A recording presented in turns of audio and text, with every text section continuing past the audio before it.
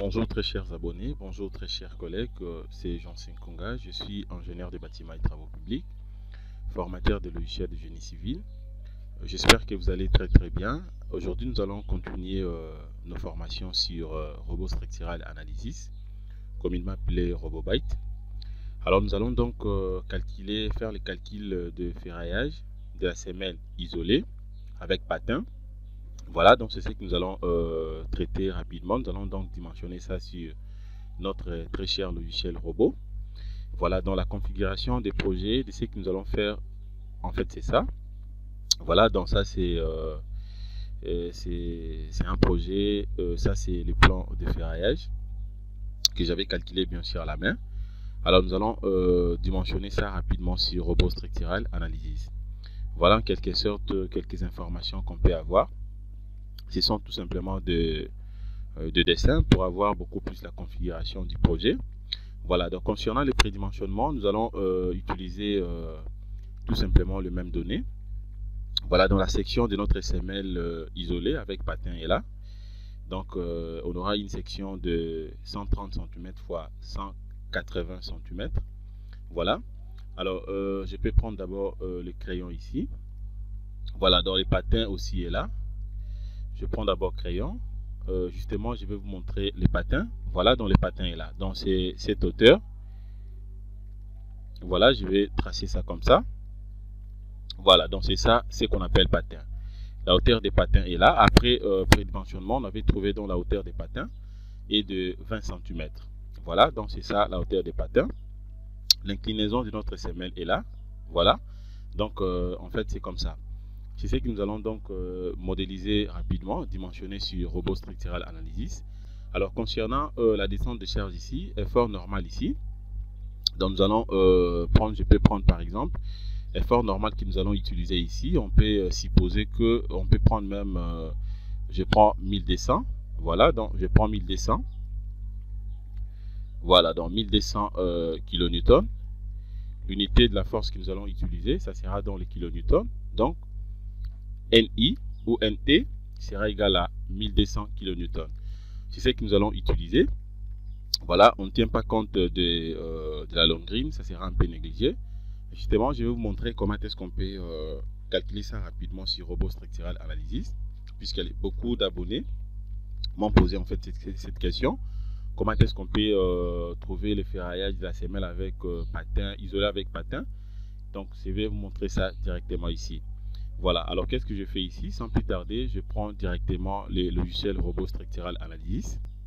Voilà, donc je viens premièrement sur Fichier. Je vais cliquer sur Nouveau projet. Voilà, à partir d'ici, maintenant, je vais chercher, je vais sélectionner en fait des projets qui peuvent m'aider de manière à ce que je puisse dimensionner directement la semelle avec patin. Bien sûr, la semelle isolée. Donc, je viens ici, je prends conception des armatures d'éléments béton armé. Voilà, je vais cliquer d'abord, je clique à vide pour annuler la rotation. À partir d'ici, maintenant, je viens ici, je prends nouvelle semelle. Voilà, je vais patienter. Voilà. Donc, directement par défaut, nous avons cette forme de la semelle. Voilà, donc c'est une semelle isolée avec cette forme. Donc, c'est une semelle isolée, ça patin. C'est ce que nous avons souvent beaucoup plus l'habitude de dimensionner. On fait ça rapidement, c'est vraiment simple. Dans tous les projets, souvent, nous avons l'habitude d'utiliser ce genre de semelle. Donc, une semelle isolée, ça patin. Par rapport à notre cas, c'est avec patin. Voilà, donc c'est différent. C'est vraiment différent. Alors, comment est-ce que je peux trouver ça directement? Donc, je viens ici, sur forme. Je vais prendre cette forme. Voilà, je prends cette forme, ça dit de la semelle avec patin. À ce niveau ici, ça dépend de vous. Si par contre, la colonne que vous allez donc utiliser, la forme de la colonne, votre colonne a une forme circulaire, alors vous allez tout simplement cocher ici. Je clique ici, je prends directement la forme circulaire. Voilà, la forme circulaire est là. Et puis vous allez donc procéder tel que nous allons faire et vous allez dimensionner sans problème. Mais par rapport à notre cas, donc on a une colonne qui n'est pas circulaire. La forme c'est carré, donc voilà, donc rectangulaire plutôt. Je prends ça. Voilà, vous avez la possibilité de vérifier ici. Même dans la vie en plan, vous allez voir que c'est différent. Voilà. Donc, je peux rentrer directement sur Robot Structural. Une fois que je clique ici, je peux soit appliquer ici. Une fois j'applique, voilà, j'obtiens directement la forme de la semelle isolée avec patin. Voilà, donc je vais maintenant insérer les valeurs de mes dimensions prédimensionnées ici. Voilà, donc je suppose que j'ai déjà prédimensionné dans la semelle. Je vais insérer ça ici directement pour que le robot ne puisse pas faire dans le prédimensionnement pour moi. Alors, qu'est-ce que je fais? Premièrement, je vais rentrer ici. Je vérifie d'abord la section. Voilà, dans la section de la semelle, donc BX égale à 130 cm, BY égale à 180 cm. C'est ce que je vais introduire ici. Voilà, A, donc ça sera égal à 130 cm. Voilà, je vais fixer ça. B sera égal à 180 cm. Voilà, donc ce sont des dimensions déjà prédimensionnées. Je fixe ça également. Alors, je vais vérifier aussi la hauteur des patins. Et là, la hauteur des patins pour mon cas est de combien? Je vérifie ça rapidement. Patin est là. La hauteur des patins, voilà, c'est ça. La hauteur des patins est là. Donc, la hauteur des patins prédimensionnés est de 20 cm. Voilà, donc je vais rentrer directement ici. Je prends la hauteur des patins ici est représentée par la lettre, voilà, donc c'est ça. La hauteur des patins, c'est ça, donc c'est H1. Voilà, donc je viens directement ici. Attention, c'est H3 ici. La hauteur des patins, c'est H3. Voilà, donc H3, c'est ça. H3 sera égal à 0,20. Voilà, donc les dimensions ici, c'est en mètres. Donc ça fait 20 cm. Voilà, ça reste quoi maintenant? Je vais prendre aussi la hauteur, dans la hauteur H1, qui va au niveau du patin jusqu'à la limite de la semelle isolée avec patin. Voilà, donc je viens ici. Cette hauteur est de combien pour mon cas? Je viens ici. Voilà, c'est ça. C'est ça, donc HT ici est égal à 35 cm. C'est 35 cm. Je viens directement insérer ça ici. Voilà, j'introduis directement sa valeur. Donc, ça sera 0,35 mètres. Et puis, je vais fixer ça aussi. Voilà, donc je viens de fixer les trois pour que le robot ne puisse pas donc prédimensionner pour moi. Et puis maintenant, ça reste quoi ici? Je suis censé maintenant d'introduire aussi dans la section de la colonne ici, communément c'est que je peux appeler phi par rapport à notre cas ici. Voilà, et de combien ici? Je vais vérifier. Voilà, et des 40. Voilà, donc c'est des 40 cm. Voilà, 40 cm. Donc je suppose que dans sa forme a une forme carrée, donc ça sera 40 x 40. Voilà, c'est ce que je vais également introduire ici. Donc je viens ici. A, ça sera donc 0,40 mètres. Ça me fait 40 cm. De l'autre côté également 0,40. Voilà, j'ajoute. Et puis maintenant, qu'est-ce que je fais ici? C'est tout. Alors, comme je suis en train de faire un projet, dont la semelle n'est pas excentrée. C'est une semelle normale. Alors, je peux soit fixer ici pour que le robot ne puisse pas bouger ça. Et puis, je viens directement appliquer ici. Voilà. Voilà, vous allez remarquer un message qui apparaît ici, puisque normalement, je devrais mettre 1 mètre, donc 30. Voilà, 1 mètre 30, ça fait donc 130 cm. Voilà, je viens de corriger ça. Et puis, j'applique ici. Aussitôt appliqué, tout est correct. Je viens directement d'obtenir donc la semelle isolée avec patin, avec les dimensions déjà prédimensionnées. Et puis, qu'est-ce que je fais ici? Je viens directement sur phi. À partir d'ici maintenant, type de phi, je suppose que je vais travailler avec le phi donc sous poteau avec voile BA. Voilà, c'est bon. Et puis, je passe maintenant ici, optimisation ici. À partir d'ici, je peux prendre homothétique, comme d'habitude. Et puis, j'applique. Aussitôt appliqué, je peux fermer. Voilà, la section est là. Donc, vous avez la possibilité de comparer ce que je viens de placer ici avec la configuration de notre semelle isolée avec patin. Vous allez voir que c'est la même chose. Voilà, je peux directement passer au dimensionnement. Et puis maintenant, qu'est-ce que je fais ici? Je viens premièrement ici, je vais prendre paramètres de l'étage. Je clique sur paramètres de l'étage. Vous allez voir ici que, comme je vous avais montré là, je dois d'abord changer, prendre la norme Bael. Je ferme ici. Je prends outils. Je vais prendre préférence de la tâche ici. Voilà, à partir d'ici, je prends norme de conception. Je clique là-dessus. Je clique sur la norme. Voilà, et à partir d'ici, maintenant, je vais prendre Bael 91, modifier 99. Et puis, géotechnique, je prends DTI 13,12. Voilà, si vous voulez enregistrer ça comme paramètre par défaut, c'est juste question de venir cliquer ici. Une fois cliqué, ça va vous demander, donc êtes-vous sûr d'enregistrer les paramètres par défaut? J'accepte oui. Et puis je clique sur OK. Voilà, c'est bon. Alors une fois cliqué, vous allez voir que ça va modifier la configuration de ce qu'on avait introduit. Voilà, alors j'ai la possibilité de corriger ça rapidement. Je prends toujours dimension. Je vais rentrer ici. Alors j'introduis rapidement comme on avait fait. Donc 1m30. De l'autre côté, on avait inséré 1m80. Voilà, je fixe les dés d'abord. Et ici, c'était donc 0,35. 0,35, je fixe. Hauteur des patins, c'était 0,20. OK, je fixe également. De l'autre côté, j'avais 0,40. Voilà, ici également 0,40, forme carrée. OK, et puis je fixe ici aussi. Alors, je clique sur appliquer. Voilà, donc je viens, je prends.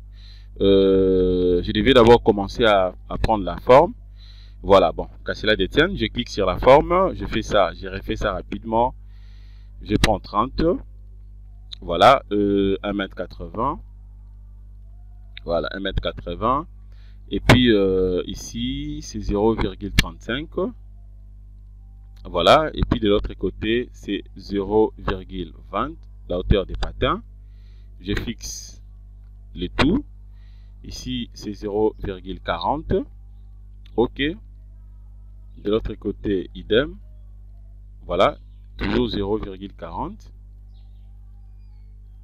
Voilà. Et puis, je fixe l'excentricité 0,0. Et puis, directement, j'applique. Voilà, une fois appliqué, voilà ce que j'obtiens. Je rentre ici, je prends Phi, comme on avait fait. C'est bon. À partir d'ici, maintenant, optimisation. Je prends homothétique. Je confirme. Voilà, je peux rentrer d'abord ici pour faire la contre-vérification. Et tout est bon. 0,20, 0,35. Voilà, donc c'est bon. Voilà, à partir d'ici, maintenant, je peux fermer.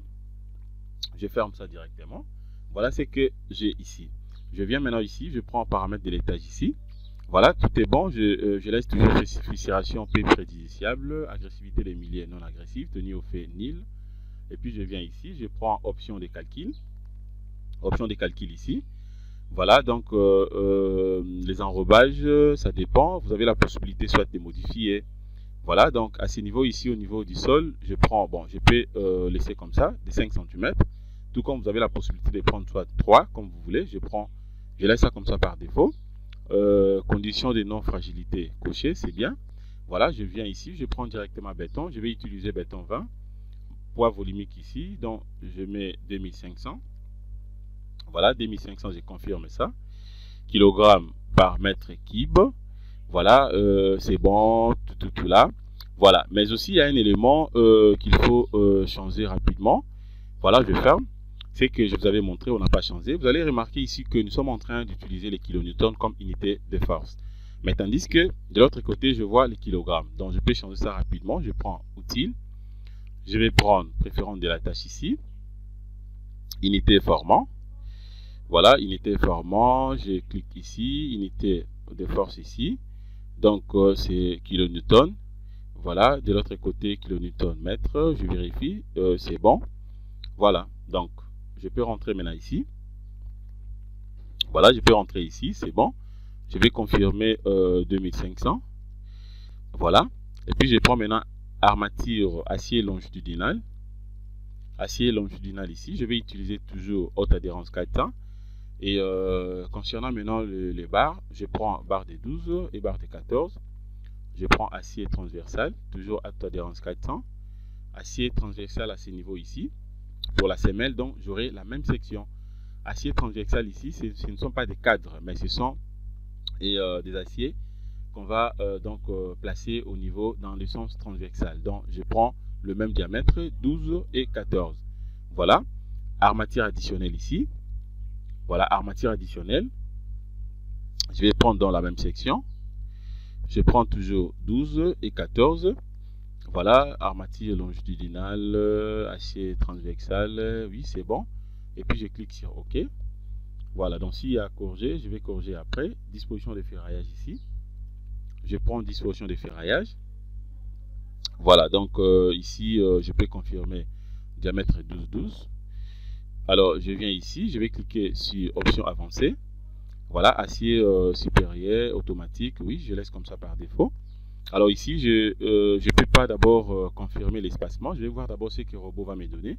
Et après, je pourrai vérifier, donc modifier soit après. Je vais cliquer sur Fi ici. Voilà, sur Fi, je peux faire le deuxième choix. Mais je vais vous montrer comment est-ce que vous pouvez donc confirmer ça pour avoir directement le bar d'attente, mais aussi le diamètre des armatures du Fi. Voilà, et puis je fais quoi maintenant? Type d'acier ici. C'est bon, je viens ici, barre d'attente. Armature d'attente ici. Liaison avec poteau, voile, oui ou non. Bon, je peux accepter oui, ou je laisse automatique. Moi, j'aime beaucoup plus prendre d'abord automatique pour voir ce que le robot va me donner. Alors, si par contre, je vais modifier, je pourrais modifier après. Voilà, donc diamètre ici, je prends barre de 12.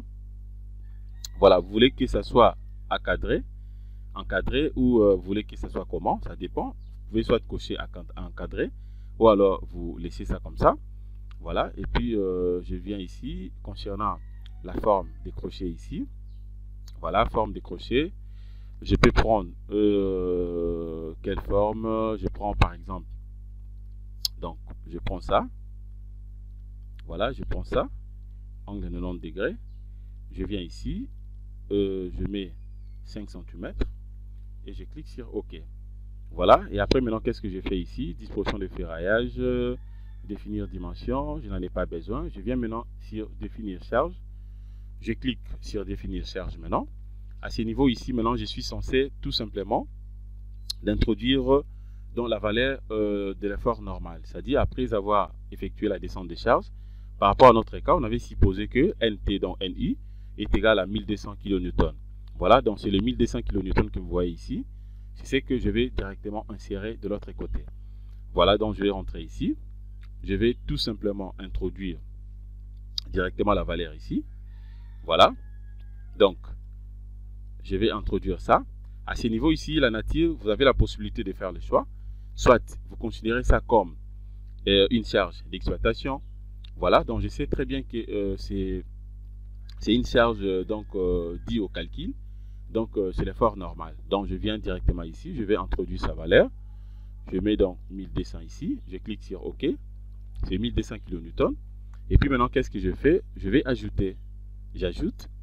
Voilà, aussitôt ajouté, voilà ce que j'obtiens. Voilà, et puis maintenant, vous avez la possibilité tout simplement de fermer. Tout est bon. Et puis je viens ici, je ferme. Voilà. Et je vais prendre maintenant définir sol ici. Voilà, définir sol. Je vais supposer que cette fois-ci, je suis en train de travailler et sur les grès et altérés. Voilà, donc je prends premièrement grès compact comme première couche de sol. Deuxième couche de sol, je suppose que je suis en train de travailler sur les grès altérés. Voilà, je peux prendre que les deux. À une distance de combien de mètres? Je peux supposer à une distance de 2 mètres. Voilà. Et puis maintenant, qu'est-ce que je fais ici? Est-ce que je suis en train de faire, donc la semelle sera réalisée dans un terrain margagé ou un terrain qui n'est pas margagé? Ça dépend. Je peux supposer que c'est un terrain normal où il n'y a pas la présence de l'eau. Donc ça ne sert à rien de cocher, de cliquer sur niveau d'eau. Je laisse ça comme ça. Et puis niveau de fond de fuite ici est de combien? Bon, je prends par rapport à mon cas, je peux prendre donc je prends donc des moins 1 mètre. Voilà, donc je laisse comme ça, tout est bon. Et puis maintenant, qu'est-ce que je fais? Je peux appliquer ici. Aussitôt appliqué, voilà ce que j'obtiens. Et puis je ferme. Je ferme, je viens ici, je vais prendre maintenant option géotechnique. Voilà, dans l'option géotechnique ici, donc ça dépend de ce que vous allez faire. Donc justement, je vous avais montré déjà comment est-ce qu'on peut faire pour calculer la contrainte. À partir des logiciels Robot Structural Analysis. Alors, cette fois-ci, nous allons supposer que la contrainte est connue. Voilà, donc je vais tout simplement insérer la valeur de la contrainte. Alors, je viens d'abord ici, je peux me dire que la contrainte que nous allons utiliser ici, donc nous allons utiliser une contrainte de 0,3 mégapascal. Voilà, ça c'est la contrainte que nous allons utiliser, que j'ai supposé, c'est une contrainte en ELI. Voilà, donc c'est une contrainte en ELI. que nous allons utiliser. Attention à ne pas confondre la contrainte admissible et la contrainte en ELI. Voilà, donc je répète, la contrainte en ELI que nous allons utiliser pour dimensionner notre SML ici est de 0,3 mégapascal. Ce n'est pas une contrainte admissible, ce n'est pas également une contrainte en LS, mais plutôt c'est une contrainte en ELI. Voilà, donc c'est ce que je vais tout simplement insérer. Alors je viens directement ici. Ici, c'est pour introduire la contrainte admissible. Alors, je viens cliquer ici, je prends ELI, et puis je vais insérer directement la contrainte en ELI. Voilà, ma contrainte est de 0,3 mégapascal. Voilà, et puis directement, je clique sur OK. Voilà, donc tout est bon. À partir d'ici maintenant, je peux lancer les calculs. Mais avant de lancer les calculs, je vais vous montrer un point très important pour compléter les informations du FI, mais aussi faire quelques paramétrages. C'est vrai que beaucoup de gens n'utilisent pas vraiment ça, mais c'est très important. N'utilise pas ça, pourquoi? Puisque les autres aussi n'ont pas maîtrisé cet onglet. Mais je vais vous montrer comment est-ce qu'on peut donc utiliser ça. Voilà, donc je viens ici. Je vais prendre maintenant armature type. Je vais cliquer sur armature type. À partir d'ici, maintenant, j'ai la possibilité de compléter quelques informations pour dimensionner directement ma semelle isolée avec patin.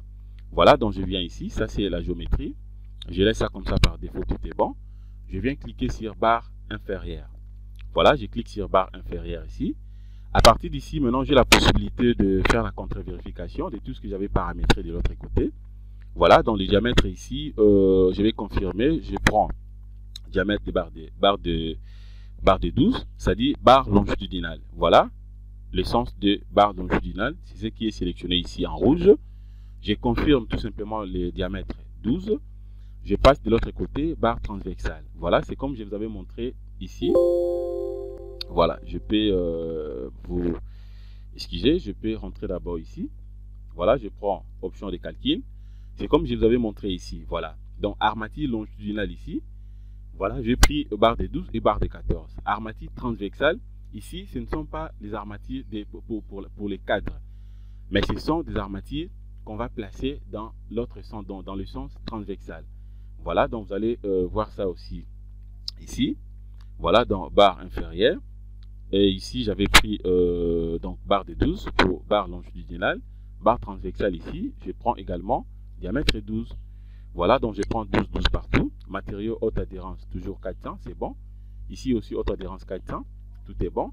Voilà, ici maintenant, ce sont des crochets. Est-ce que vous voulez avoir des nattes sans crochet ou avec crochet? Si vous souhaitez avoir avec crochet, je prends angle 90 degrés. Voilà. Justement, c'est ce que moi j'aime beaucoup plus utiliser pour les cas de la semelle. Pour avoir des crochets avec la forme droite, un angle de 90 degrés, je prends partout. Et puis maintenant, qu'est-ce que je fais ici? C'est bon. Je peux passer maintenant ici. Et voilà, ici, tout est bien paramétré. Je passe ici, je prends maintenant barre d'attente ici.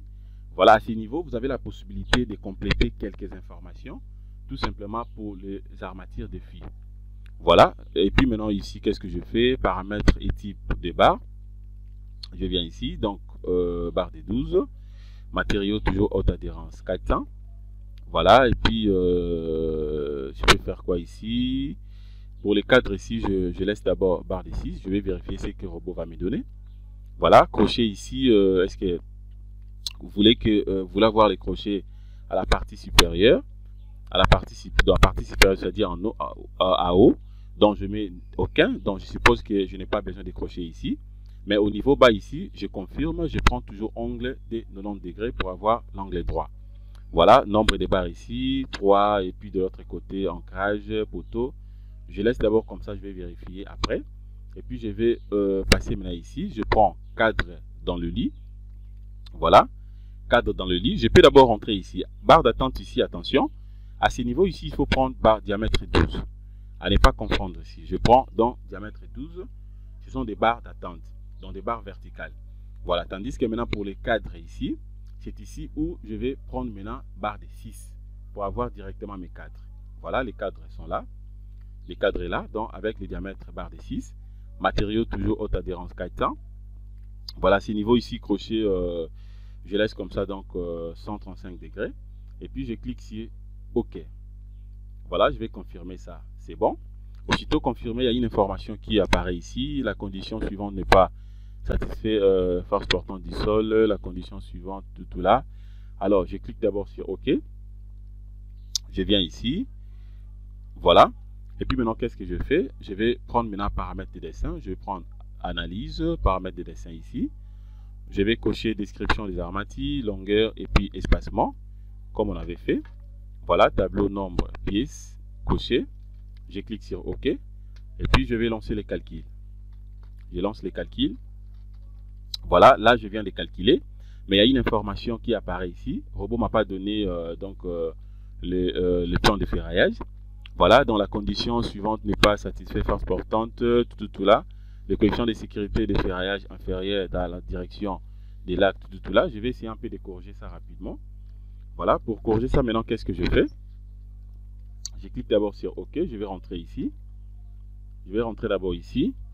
Alors, je viens premièrement ici, je prends option de calcul.